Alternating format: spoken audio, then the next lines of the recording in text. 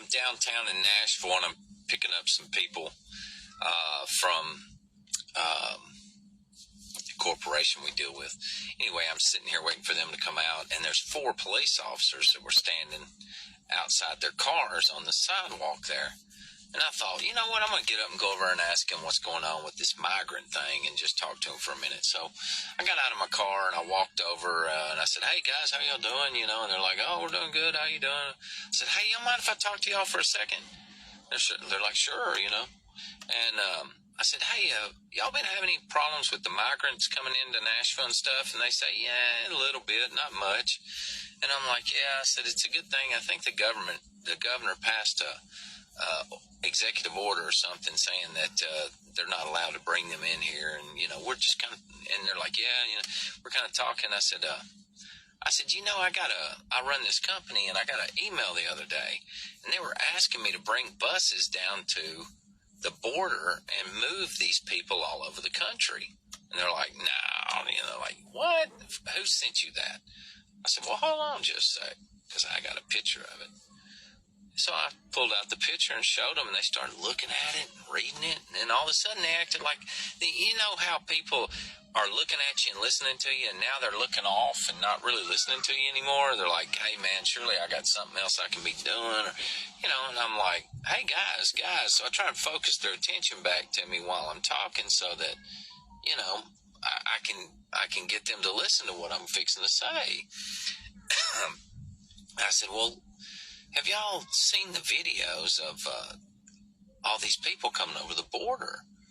And they're like, no, not really. And I said, yeah, man, thousands of men are coming over the border, and they're coming from other countries and stuff besides Mexico. These aren't Mexicans. They're like black guys from Somalia and stuff. And they're like, nah. Yeah. I said, well, hold on, man. I saved it in my favorites. Let me show you. So I show them a video where they're being processed, and there's lines of them, and they're going through, and the guy's asking them where they're going, and he's saying Philadelphia, Denver, L.A., Chicago, New York, you know, and I'm showing these officers, and they're looking at it, and then, you know, there's always one, you know, he turns around, kind of walks off, and he's walking around, you know, and he's like, hey, man, I got to get back to work, you know, and the other guys are like, yeah, you know, and I'm trying to show them. I said, hold on, guys. I said, look. I said, wait, I got this other video I want you to see. So I flip over, and I saved the one where the guy's showing his ID card. All right, so I said, look at this. I look. The UN is paying these men $2,200 a month to come over here and live. Now, listen to what this guy's saying. And they're like, what? Nah, man, I just don't really believe in it. And I'm like, guys, I'm trying to present y'all with some evidence that there's some things going on here that you need to be aware of, and y'all are trying to no, man, we just got to get back to work stuff. I said, I tell you what, you listen to this right here, and then I'll let you go. I got to go too. They're like, all right. So I play the video, and it's a black guy, and he's from another country, and he's holding out this card. And he said, yeah, the UN sent me over here. I'm a soldier for the UN. And they gave me this card. It's got a computer chip in it, like a bank card, you know. But it's got the guy's picture on it, information, number. He's a number. And, you know, he's telling them that he was told, he was given a phone, he was given this card, and he was told to go to a certain city and get a place to stay and wait. They would get in touch with him through the phone, I guess a mass text message or something, tell him where to go when they needed him to do something. But basically, he was free to come into the country and hang out. Now, listen, he's not just going to come live here. If he's a soldier for the UN, he's not going to come live here for 6 months and then pay him $2,200 a month. Okay? Whatever they're planning on doing, they're planning on doing it within, I would say, the next 90 days to 120 days. But he's gonna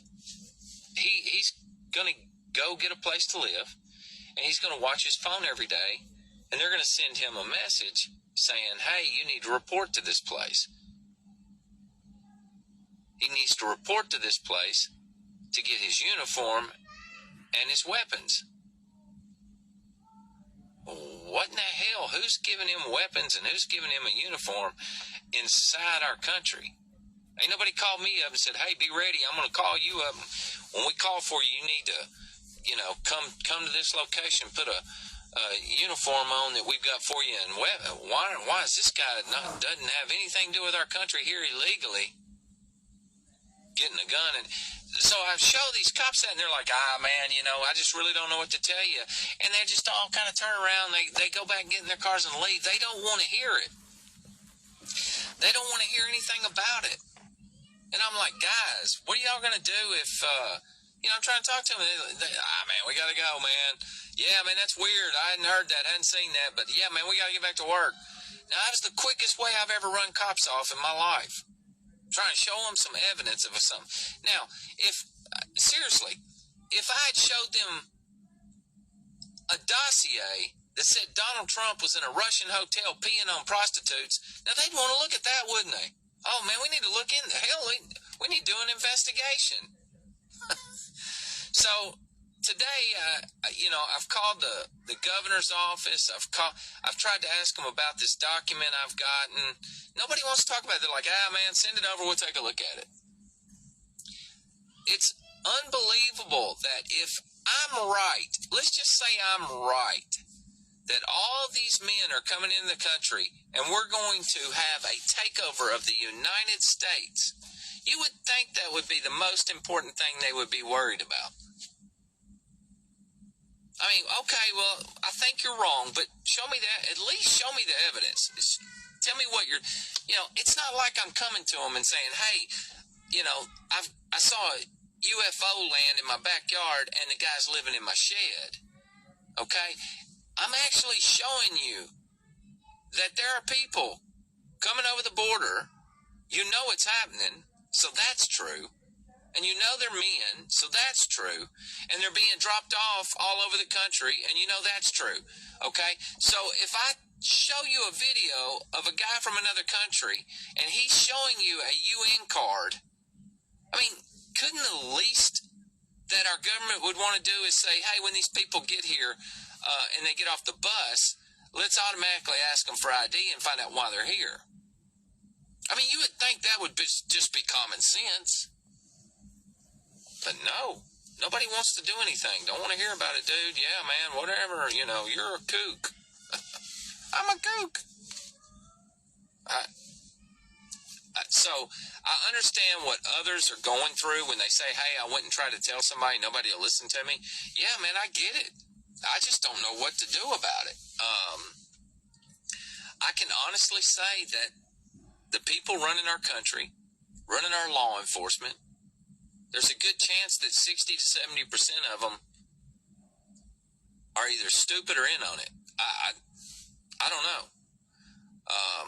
But how many times do you see cops come on here and say, hey, I want to make the public aware that there are things going on that you need to know about, and they're not good? None, because they're scared to lose their job. I truly believe that police officers are taking these jobs, and they're more scared of losing their job than doing the right thing, doing what's right. And people tell me all the time the military and the police are going to be on our side. And I'm just telling you, man, they're following orders. And they need their job, and they want their paycheck, and they don't want to go to jail, and they don't want to be... they feel like, hey, man, if that's really happening, I'd rather be on the side that's going to win than the side that's going to lose, even if the side that's going to win is bad and evil. The two things, there's a couple of things that really make people do things they don't want to do. One is fear. That's usually the most. That's the one that gets people the most. And the other is money, power. Those three things right there are costing us our country. But, I'm trying to tell people in charge that our country's fixing to be invaded, and people are looking at me like I'm an idiot. What does it hurt to look at a few videos and then maybe go ask a few questions? I don't know. All right, everybody, that's it. I'm done for the day, I think. I really do. I think I'm done for the day. My head's hurting. I'm doing too much investigating and looking into things. I don't really see an answer. I don't know.